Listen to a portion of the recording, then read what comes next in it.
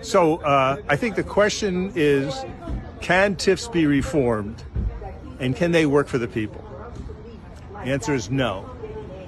It's the same question that you might have asked a couple hundred years ago, can chattel slavery be reformed and somehow make it palatable for the people? And of course the answer is no.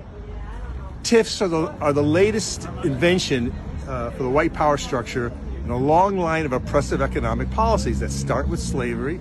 They go to Jim Crow laws, redlining, predatory lending, disinvestment in communities of color, closing our schools and our mental health clinics, over-policing, and now you have TIFs. It's the same game.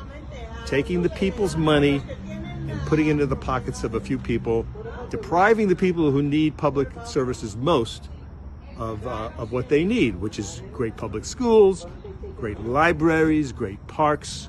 How about public health service in a time of a COVID crisis? All these are things that the city provides, and only the city can provide. It is not the job of the city to be a real estate developer. We got developers to do that.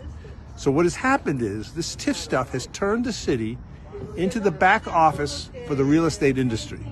So our job, the alderman's job, is now to get the deal done. That's how we count. That's how we call progress in not just Chicago, but all over the country. And I say, no. If you want to talk about equity and justice, you got to think about the people.